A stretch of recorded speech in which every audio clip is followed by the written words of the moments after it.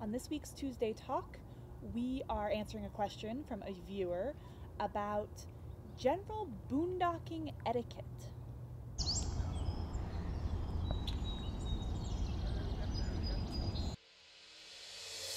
It seems to be all we do these days, answer questions from viewers. That's the point of Tuesday Talks. So general boondocking etiquette on things like how close you camp to someone in the wilderness, noise levels, all sorts of stuff. So I think we're just going to randomly talk like we normally do. And hope it makes sense. Yes. No, there are no written rules about boondocking, really, aside from like state laws. But I mean, when it comes to etiquette, that's really up to you. We can only speak to what we prefer to do, like generator use, for example, or just noise in general. We really don't like listening to other people's generators, so we don't run our generator unless we absolutely have to, and certainly not at night or in the early morning hours. So I know that for a lot of people who don't have solar, the early morning is tough.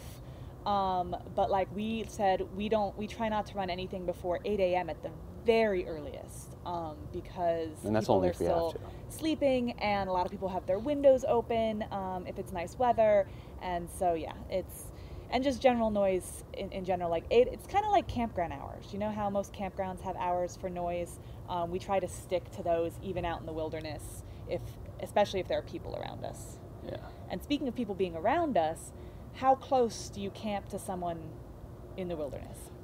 Sometimes you don't really have a choice. True. If it's like one little area and everything's surrounded by trees, and if you're going to be there, you have to be in this one little patch of, I don't know, dirt or grass or whatever, then, I mean, it's so subjective. Yeah. I mean, if it could hold 4 or 5 rigs comfortably and you're number 5, do you even try, or do you just move on? We can't necessarily give you the answer to those questions, but if we can generally get a feel if we walk up there or take our bikes into the area.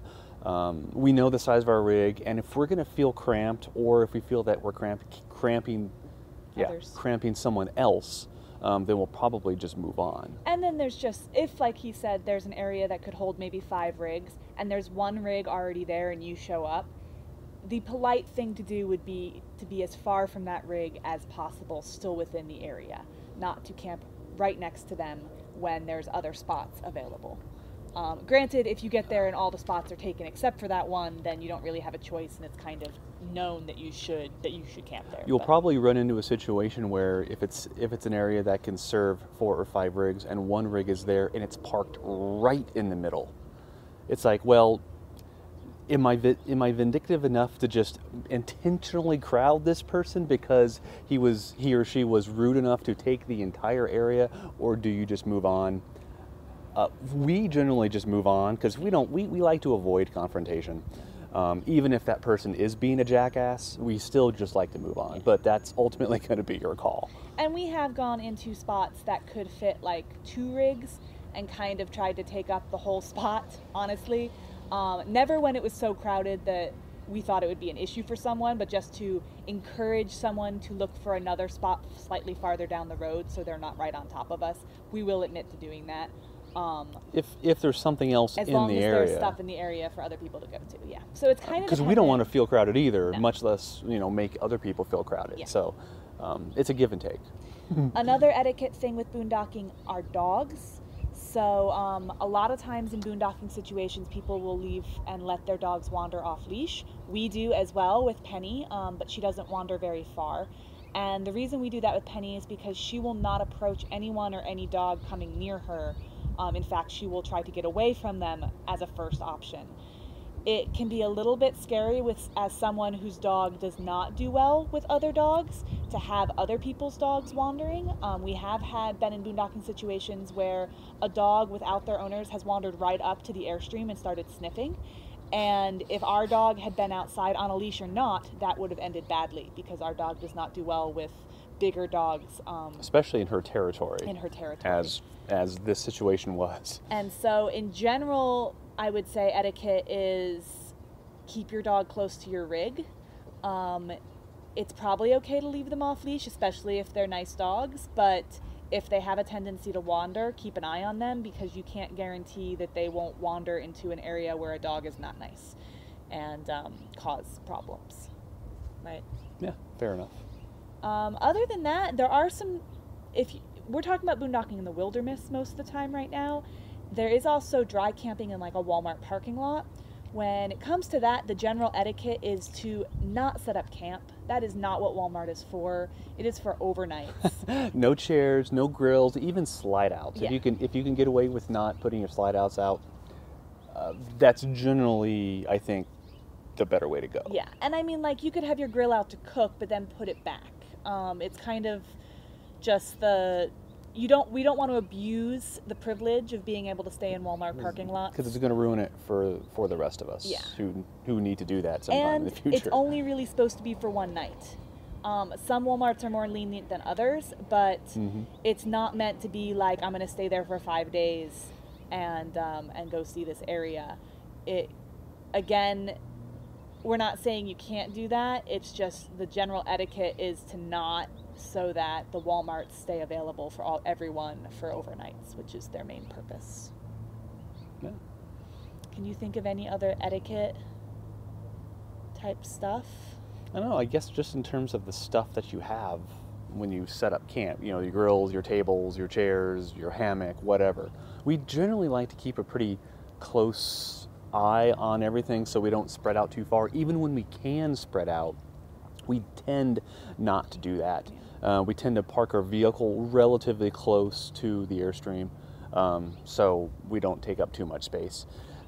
I mean, each situation is going to be different, so it's just going to be a judgment call. But in general, our feeling is, we have a spot, we like the spot, so we want to protect the spot, but we also don't want to, go overboard and take too much. Spots, yeah. So. One more thing I just thought about. If you're in an area and you would like someone else's boondocking spot, because we've had this happen to us, we had someone come over to us and ask, hey, when are you guys leaving? Repeatedly, in fact. Yeah. Can I have your spot when you leave? Can you let me know when you're leaving? And we did. And the night before we left, he came over and he gave us some stuff to put out in the spot so that it would be saved for him that day to come over. And I think that's perfectly acceptable, personally. He was nice about it. He actually ended up giving us some canned dog food for the dogs as a thank you, because he had dogs as well. And he wasn't pushy about it. He just wanted to be like, hey, can I have first dibs? It's kind of a busy area.